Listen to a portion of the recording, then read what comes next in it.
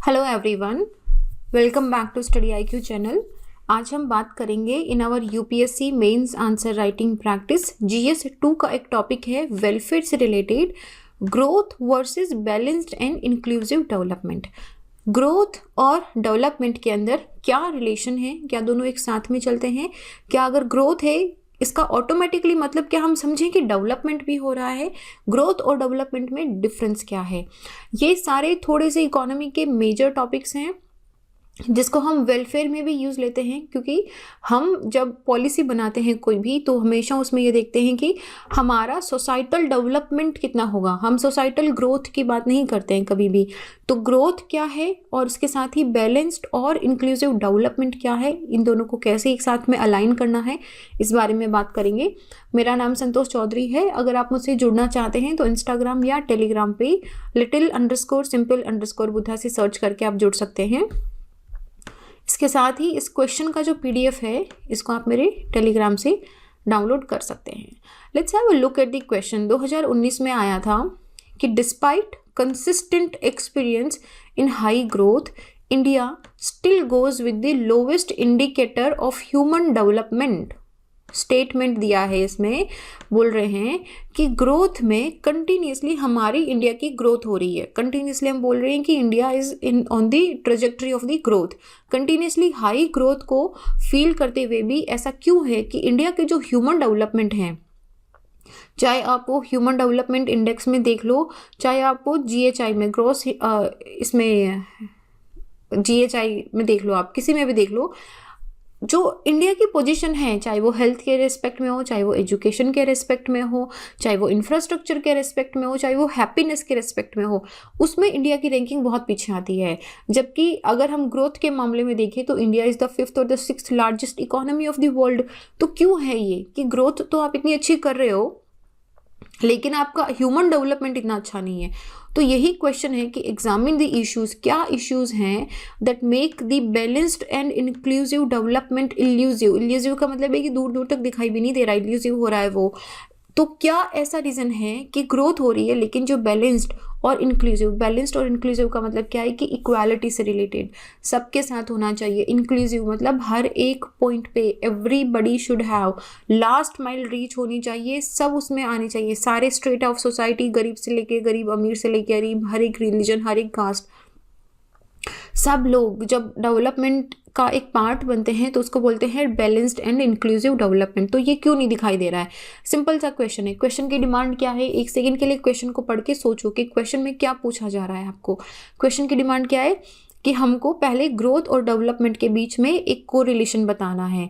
अगर आपको इन्वर्स या प्रोपोर्शनल या जो भी रिलेशन मिलता है, जनरली प्रोपोर्शनल रिलेशन ही होता है, लेकिन इसका मतलब ये कभी नहीं होता कि अगर आप ग्रोथ की ट्रेजेक्टरी में ऊपर जा रहे हो तो आपका ह्यूमन डेवलपमेंट ऑटोमेटिकली हो जाएगा। क्या जो ग्रोथ, जो इकोनॉमी आप, जो क्वांटिटेटिव, अगर मैं बताऊं, एक बार ग्रोथ और डेवलपमेंट में डिफरेंस भी देखेंगे। पहले जो क्वांटिटेटिव ग्रोथ हम कर रहे हैं इसका मतलब ये नहीं है कि वो आपकी क्वालिटेटिव ग्रोथ में रिफ्लेक्ट हो जाएगी। क्या तो उसमें इश्यूज हैं कि क्यों ये बढ़िया होती हुई ग्रोथ, जो ऊपर जाती हुई ग्रोथ है, ये हमको ह्यूमन डेवलपमेंट के रिफ्लेक्शन में नहीं दिखाई देती। क्या चैलेंजेस हैं, उन्हीं चैलेंजेस को हमको बात करनी है। तो इसके अंदर बहुत सारे चैलेंज आएंगे कि हमारी इम्प्लीमेंटेशन है, हमारी पॉलिसी है, हमारा एडमिनिस्ट्रेशन है, हमारी रेड टेपिज्म है, हमारी जो इकोनॉमी है वो उस तरह की है, बहुत सारे इश्यूज हैं, इन सब के बारे में बात करेंगे। तो ये पूरा क्वेश्चन का डिमांड है। क्वेश्चन का डिमांड अगर समझ लेते हो तो आधा क्वेश्चन वहीं पे सॉल्व हो जाता है। अब आपको पता है कि क्या क्या ऐसे चैलेंजेस हैं कि हमारी ग्रोथ जो है हमारे ह्यूमन डेवलपमेंट में रिफ्लेक्ट नहीं होती है। उन इश्यूज को लिख दो सेग्रीगेट करके और आपका क्वेश्चन हो गया। तो पहले क्वेश्चन का डिमांड समझना ज़रूरी है। नाउ पहले ये देखो कि मैं एक बहुत ही सिंपल लैंग्वेज में आपको ये बताती हूँ कि ग्रोथ और डेवलपमेंट में डिफरेंस क्या होता है। एक तरफ है हमारी ग्रोथ और एक तरफ है हमारा डेवलपमेंट।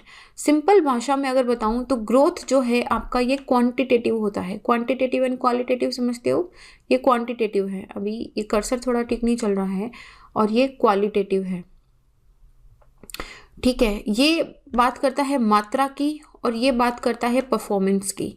ग्रोथ आपकी जीडीपी के रूप में देखी जाती है कि आपकी जीडीपी कितनी जा रही है, आपका फिस्कल डेफिसिट कितना है। डेवलपमेंट इस चीज़ में देखा जाता है कि इस कंट्री में जो लोग रहते हैं उनको फैसिलिटी कैसी है, उनको हेल्थ कैसी मिल रही है इंफ्रास्ट्रक्चर में, उनको एजुकेशन कैसी मिल रही है, उनको प्लेग्राउंड के लिए क्या फैसिलिटी है या नहीं है। ठीक है, ये चीज़ें होती है डेवलपमेंट को दिखाती है, क्या उनकी स्किल है या नहीं है, क्या उनको एम्प्लॉयमेंट मिल रहा है जैसा उनको चाहिए। तो ये चीज़ें दिखाती है आपके डेवलपमेंट को। ओके, ग्रोथ एंड डेवलपमेंट दोनों अलग एस्पेक्ट्स हैं। अभी हम लोग जो हमारी इकोनॉमिक ग्रोथ को जिस मेजर करते हैं उसको हम बोलते हैं जीडीपी। आपने सुना होगा कि भाई हमारी जीडीपी फॉल हो रही है, जीडीपी इतने % बढ़ गई, जीडीपी इतने % गिर गई। तो हम लोग इसे ग्रोस नेशनल प्रोडक्ट के अंदर डिवाइड इसमें मेजर करते हैं। इसका मतलब है कि पूरे एक साल के अंदर आपके नेशन में कितनी इनकम हुई, उसको बोलते हैं ग्रोस नेशनल प्रोडक्ट। और ह्यूमन डेवलपमेंट जो है ये यूनाइटेड नेशन का HDI ह्यूमन डेवलपमेंट इंडेक्स और वर्ल्ड बैंक का human capital index, human is a capital और ह्यूमन के डेवलपमेंट का, इन दो चीज़ों में मेज़र करा जाता है और दोनों में बहुत स्ट्रॉन्ग कोरिलेशन दिखाया जाता है। जैसे मैंने आपको बताया डिफरेंस पता चल गया, अब रिलेशन भी होगा। मान लो कि आपकी सरकार है, ये इन्वेस्ट करना चाहती है एजुकेशन में, ये चाहती है कि हर गाँव के अंदर 10वीं 12वीं तक एक स्कूल हो, इंग्लिश मीडियम स्कूल हो, हिंदी मीडियम स्कूल हो, जितने भी लोग हैं सबको ट्रेनिंग दी जाए। लेकिन ये सब फ्री में नहीं होगा, आपको पैसा चाहिए इन सब के लिए। और पैसा कहाँ से आएगा? जब आपकी इकोनॉमिक ग्रोथ होगी। तो हमेशा एक स्ट्रॉन्ग कोरिलेशन दिखाया जाता है इकोनॉमिक ग्रोथ और ह्यूमन डेवलपमेंट के अंदर, क्योंकि इकोनॉमिक ग्रोथ जो है ये आपको रिसोर्सेज प्रोवाइड करेगी, ये आपको पैसे प्रोवाइड करेगी कि आप ह्यूमन डेवलपमेंट के लिए इम्प्रूवमेंट्स लेके आ सको। तो ये स्टेटमेंट है ना कि economic growth it provides the necessary resources, आपको नेसेसरी रिसोर्सेज प्रोवाइड होंगे ताकि आप ह्यूमन डेवलपमेंट में सस्टेन्ड इम्प्रूवमेंट्स लेके आ सको। तो this is a strong correlation. लेकिन इसका मतलब हमेशा ये भी नहीं होता है कि अगर आप इकोनॉमिकली बहुत ऊपर जा रहे हो तो आप ह्यूमन डेवलपमेंट में भी ऊपर जाओगे क्या। जैसे हमारी country itself is a example. Now India is surging in term of the GDP growth. यहाँ पे हम जीडीपी ग्रोथ में जा रहे हैं बहुत अच्छे, हम लोग one of the shining star in the world economy है। लेकिन ह्यूमन डेवलपमेंट पे वो रिफ्लेक्ट नहीं हो रहा है, क्योंकि अभी भी 27% जो वर्ल्ड के पुअर हैं वो इंडिया में है। 180 मिलियन लोग अभी भी हंगर की प्रॉब्लम से जूझ रहे हैं इंडिया में। तो अगर हमारा जीडीपी इतना अच्छा है, ग्रोथ इतनी अच्छी है, तो हमारा ह्यूमन डेवलपमेंट क्यों अच्छा नहीं है कि अभी तक इतने सारे लोग क्यों भूखमरी से मर रहे हैं? तो क्या रीज़न है? तो क्यों हम अभी भी poor access of health care and education की बात करते हैं, जबकि मोर देन लाइक जितनी भी एडवांस कंट्रीज है, इवन इमर्जिंग कंट्रीज में, उनमें ये इतनी सिचुएशन ख़राब नहीं है, इवन दो उनका इकोनॉमिक डेवलपमेंट इंडिया के इकोनॉमिक डेवलपमेंट जितना अच्छा नहीं है। मैं आपको एक एग्जांपल देना चाहूँगी यहाँ पे, जो नॉर्डिक कंट्रीज़ हैं हमारी, जैसे कि हमारा स्वीडन हो गया, फिनलैंड हो गया, ये सारी ऐसी नॉर्वे हो गया, ये सारी ऐसी कंट्रीज़ हैं जो ना सिर्फ इकोनॉमिकली अच्छी है, लेकिन जब ह्यूमन डेवलपमेंट इंडेक्स की बारी आती है, चाहे हैप्पीनेस इंडेक्स की बारी आती है, इन कंट्रीज़ का नाम हमेशा सबसे ऊपर होता है। A class facility, A class education, A class happiness, A class employment, सब कुछ अच्छा है और इकोनॉमिक डेवलपमेंट भी अच्छा है। वेयर एक कंट्री है कोस्टा रिका टाइप, बहुत छोटी सी कंट्री है, उनका इकोनॉमी बहुत बड़ा नहीं है, बहुत छोटी सी आइलैंडिक कंट्री है, लेकिन उनका ह्यूमन डेवलपमेंट बहुत अच्छा है। तो स्ट्रॉन्ग कोरिलेशन होता है, लेकिन इसका मतलब ये भी नहीं है कि हमेशा आपकी इकोनॉमिक ग्रोथ आपकी ह्यूमन डेवलपमेंट में रिफ्लेक्ट हो। आई होप आपको मेरा पॉइंट समझ में आ गया होगा, है ना। तो इसका मतलब क्या हुआ है कि इंडियन इकोनॉमी जो है ये एक ट्रिकल डाउन इफेक्ट करने में फेल हो गई है। ट्रिकल डाउन करने का मतलब क्या हुआ, जैसे आपने ऊपर से पानी डाला, वो ड्रिप ड्रिप ड्रिप करता हुआ नीचे आ जाता है, तो इसको बोलते हैं ट्रिकल डाउन इफेक्ट। तो इकोनॉमी में भी यही होता है कि जब ऊपर सरकार के पास पैसे आए, इकोनॉमी हो रही है अच्छी, तो वो इकोनॉमी जो है ये नीचे के स्ट्रेटा, जो नीचे के लोग हैं हमारे, उन सबको पॉजिटिवली इम्पैक्ट करेगी, उनको भी प्रॉफिट होगा और वो अपना लिविंग स्टैंडर्ड सुधारेंगे। तो क्या अभी थोड़े से फैक्ट्स देखो 2020-21 के अलावा, क्योंकि अभी तो पैंडमिक की वजह से सिचुएशन थोड़ी ख़राब हो गई है, पिछले 25 सालों में 1991 से जब से हमने LPG, हम लिबरलाइजेशन, प्राइवेटाइजेशन, ग्लोबलाइजेशन लेके आए हैं, तब से हमारा इंडस्ट्रियल ग्रोथ रेट अराउंड 6.7% रहा है, which is good, which is very good. ठीक है, इंडिया का जो gross national income per capita है वो भी हमारा पर कैपिटा नेशनल इनकम 266% बढ़ गया है। मतलब अगर 1990 में आपकी 1 रुपया सैलरी मिलती थी आपकी, इमेजिन करो, तो 217 में आपको 266 रुपये मिलते हैं। तो इतना इंक्रीज हो गया है पर कैपिटा भी। लेकिन यूनाइटेड नेशंस के ह्यूमन डेवलपमेंट इंडेक्स की अगर बात करें तो 189 में से इंडिया की रैंक आती है 130, बहुत पीछे है। इकोनॉमी में कौन सी आती है, 5वीं या 6ठी, और ह्यूमन डेवलपमेंट में कौन सी आ रही है, 130वीं। तो यहीं पे ये हाईलाइट करती है ये इंडेक्स, ये रिपोर्ट, कि हमको हमारी लाइफ एक्सपेक्टेंसी के अंदर, हमारा इनरोलमेंट इन स्कूल्स के अंदर, हमारी जो हेल्थ सिस्टम है उसके अंदर हमको इम्प्रूव करने की ज़रूरत है। इसके साथ ही एक और मेजरमेंट है, इंडेक्स है, जो हमें ह्यूमन डेवलपमेंट के लिए बताता है, विच इज़ वर्ल्ड बैंक का ग्लोबल ह्यूमन कैपिटल इंडेक्स। इसके अंदर इंडिया की 115वीं रैंक है 157 नेशन में। अच्छा, एक तो पहले ये समझ लो, आपको लगेगा कि यहाँ पे 189 है, यहाँ पे 157 क्यों है। ये डिपेंड करता है कि ये जो सर्वे हुआ है ये कितनी कंट्रीज़ में हुआ है। कभी कभी सारी कंट्रीज़ पार्टिसिपेट करती हैं, कभी कुछ कंट्रीज़ पार्टिसिपेट नहीं करती है, इसलिए ये वेरी करता है। नाउ इसमें क्या रिपोर्ट में बताया गया है कि कोई भी अगर बच्चा इंडिया में बोर्न होता है तो सिर्फ 44% ऐसे चांसेस हैं productive when she grows up, कि वो बड़ी हो जाएगी तो सिर्फ 44% चांसेस हैं कि she will be very productive अगर उसको एजुकेशन और हेल्थ मिला तो, विच इज़ नॉट इवन 50%। मतलब आप 50-50 का सट्टा भी नहीं लगा सकते हो। तो क्या इश्यूज़ हैं, पार्ट ऑफ द क्वेश्चन है हमारा कि क्या इश्यूज़ हैं जिसकी वजह से बैलेंस्ड एंड इंक्लूसिव डेवलपमेंट हमारा इल्यूसिव हो रहा है, हमें दिखाई नहीं दे रहा है। सबसे पहली बात है unequal distribution of the wealth.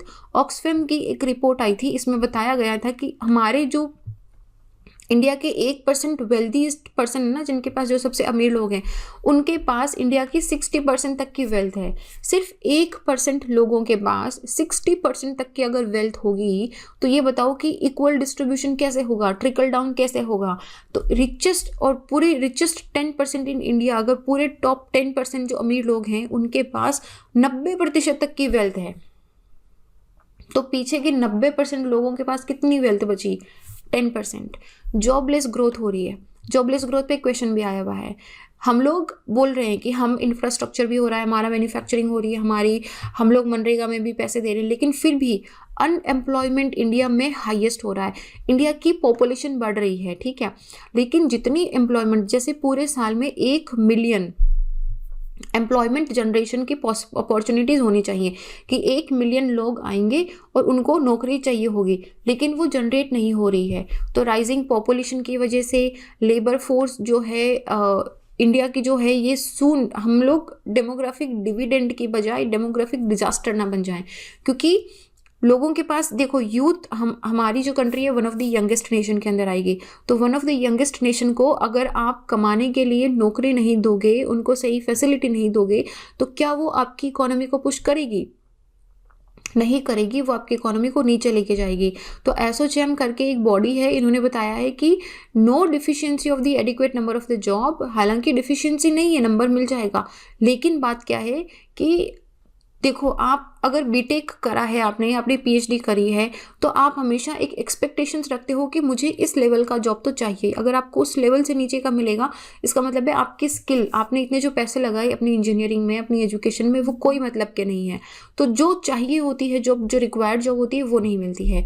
Uneven growth है, विच मीन्स कि बाकी जितने भी सेक्टर एंड लोकेशन है, जैसे एग्रीकल्चर, मैन्युफैक्चरिंग और अपना सर्विस सेक्टर का ले लो।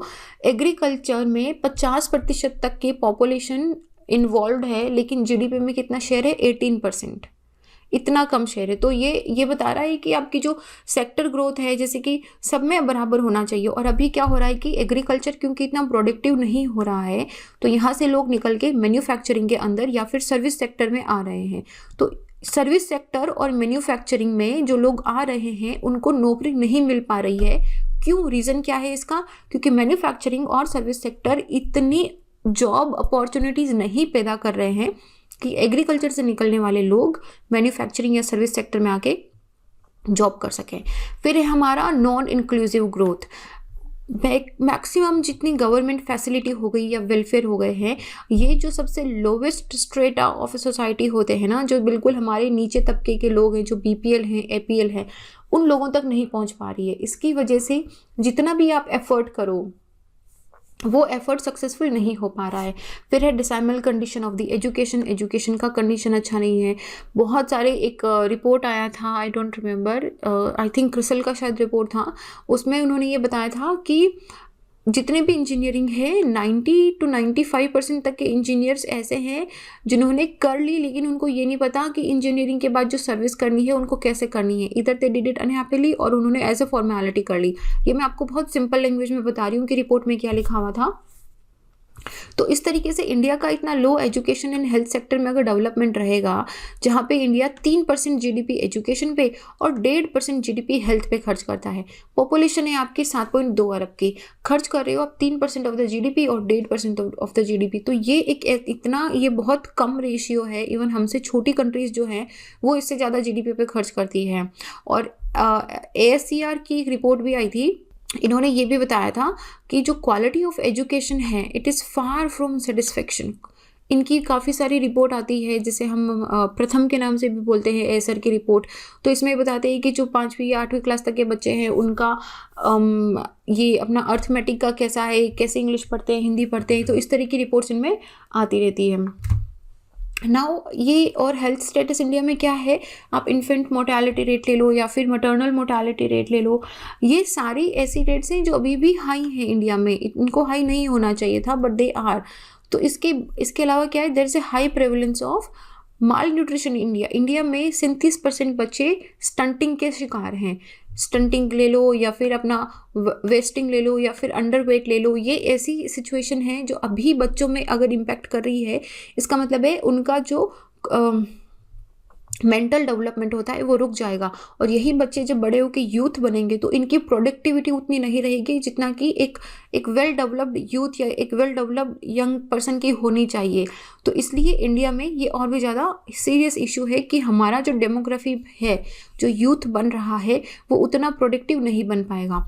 फिर जेंडर इक्वालिटी की बात कर लो आप, चाहे जेंडर पे गैप डिस्पैरिटी की बात कर लो या फिर आप पैट्रियार्कल कंट्री हमारी इंडिया जैसी के अंदर जहाँ पे एजुकेशन को लेके भी डिस्पैरिटी है, यहाँ पे इकोनॉमी को लेके डिस्पैरिटी है, जहाँ पे 50% तक माल न्यूट्रिशन इस वजह से होता है क्योंकि lake of food and poor diets होती हैं।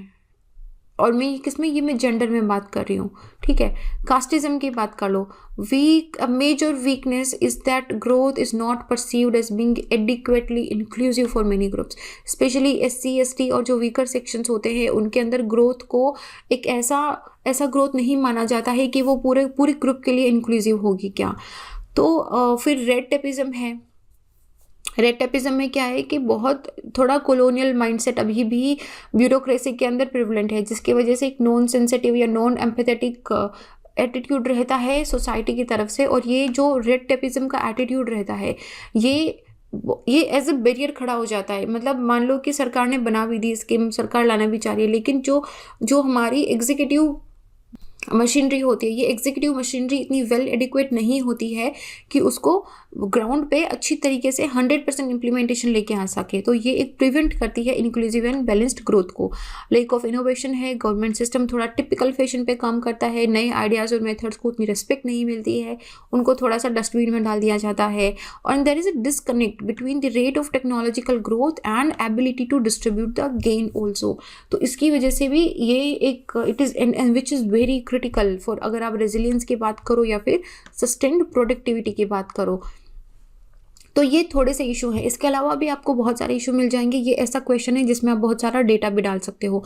वे फॉरवर्ड में हम क्या लिखेंगे कि गवर्नमेंट को ना सबसे पहले पब्लिक एक्सपेंडिचर, देखो आपको अगर इकोनॉमी को ग्रोथ से ह्यूमन डेवलपमेंट में लेके जाना है तो इसका मतलब है कि आपको जो ह्यूमन डेवलपमेंट के फैक्टर्स हैं, जैसे कि एजुकेशन हो गया, हेल्थ हो गया, सैनिटेशन हो गया है, या फिर आपकी स्किल डेवलपमेंट हो गया है, इन सब के अंदर इन्वेस्ट करना पड़ेगा। उस इकोनॉमी के पैसे को ह्यूमन डेवलपमेंट में फ्लो करना पड़ेगा। और वो तभी होगा जब आप GDP में, जब आप बजट बनाते हो तो उस एक्सपेंडिचर को इंक्रीज़ करो। तो यहाँ पर हमको हेल्थ और एजुकेशन में जो 2.5 और 1.5% का मिल रहा है एक्सपेंडिचर, उसको इंक्रीज करना पड़ेगा। हेल्थ में 2.5% तक और एजुकेशन में 6% तक का GDP हमको खर्च करना पड़ेगा। इसके साथ ही हमको ज़रूरी है कि हम एजुकेशन के अंदर हॉलिस्टिक रिफॉर्म्स लेके आएँ, चाहे वो राइट ऑफ एजुकेशन जो है राइट ऑफ लर्निंग के साथ कंबाइंड होना चाहिए। सिर्फ 8वीं 10वीं 12वीं क्लास पास कर लेने से आपको नहीं मिलेगा। यू शुड नो कि आपने जो पढ़ा है वो आपको समझ आया या नहीं आया। The right of learning is different thing. तो इसके अलावा ही आयुष्मान भारत के अंडर जो प्राइमरी हेल्थ सेंटर्स होते हैं इनको प्रमोट करना पड़ेगा, विच इज़ वेरी इंपॉर्टेंट कि जो गांवों तक डिजीजेस फैल रही हैं और या फिर मतलब कि उनका जो आउट ऑफ पॉकेट एक्सपेंडिचर हो जाता है हेल्थ के वजह से वो कम से कम हो। And government had to focus on the labour intensive sectors also, जैसे कि जेम ज्वेलरी हो गया, टेक्सटाइल हो गया है, गारमेंट हो गया है, ताकि ज़्यादा से ज़्यादा एम्प्लॉयमेंट प्रोवाइड हो। उसके साथ ही हमको स्किल डेवलपमेंट करना पड़ेगा और उस स्किल डेवलपमेंट को हमको इंडस्ट्री के साथ या सर्विस सेक्टर के साथ लिंक कर दो कि आपकी जैसी डिमांड है according to the demand of the market हम अपना स्किल डेवलपमेंट करेंगे ताकि एम्प्लॉयमेंट जो है वो इंक्रीज हो सके। इसके साथ ही क्योंकि अभी सब कुछ डिजिटाइजेशन में जा रहा है, नेशनल डिजिटल पॉलिसी है हमारी, हम डिजिटल इंडिया की बात कर रहे हैं, तो ये जो डिजिटल गैप है between the rural and the urban area, between the male and the female, इसको हमको मिनिमाइज करना पड़ेगा। क्योंकि आजकल मैक्सिमम जो सर्विसेज गवर्नमेंट की हैं they are also going towards the e governance. तो ई गवर्नेंस जब पूरी जगह पे फैल जाएगा और उनको अवेयरनेस हो जाएगी तो ये सोशो इकोनॉमिक बैकवर्डनेस जो है ये थोड़ी सी कम हो जाएगी। देखो, डेवलपमेंट एक मल्टी डायमेंशनल अचीवमेंट है जो हमने 25 सालों में, पिछले 30 सालों में 30 सालों से एलपीजी से जो हमने रिफॉर्म करे हैं, जो हमने इकोनॉमी को स्ट्रेंथन करा है, अब ये टाइम आ गया है कि उस इकोनॉमिक स्ट्रेंथन को हम ह्यूमन डेवलपमेंट की तरफ फ्लो करवाना स्टार्ट करें। तो हमको अपने चैलेंजेस जैसे कि अर्बनाइजेशन हो गया, हाउसिंग डिफिसिट हो गया, पावर नहीं है सबके पास, वाटर, एजुकेशन, हेल्थ, इन सब चीज़ों को ध्यान रखते हुए अपनी ह्यूमन डेवलपमेंट इंडेक्स पे ध्यान रखना पड़ेगा।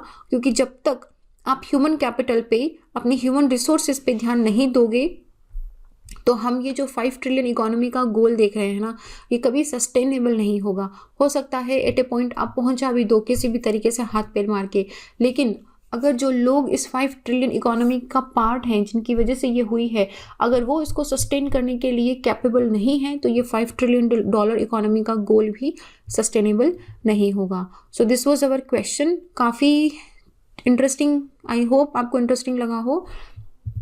And this is it in this question. Please do right the answer. आप में से अभी भी बहुत सारे लोग पूछ रहे हैं कि आंसर राइटिंग कैसे स्टार्ट करें। बस लिखना स्टार्ट करो और कोई सोल्यूशन नहीं है। You have to start writing. इस क्वेश्चन को देखा, कंटेंट पता चला, पेन उठाओ, पेपर उठाओ, उसे लिखना स्टार्ट करो, ठीक है। You can send your copies to doubts.studyiq@gmail.com also. इसके साथ ही इस क्वेश्चन का PDF आपको मेरे टेलीग्राम से मिल जाएगा, which is with the same name little_simple_buddha। And I will see you guys in the next question. Till then, be happy. Jai Hind.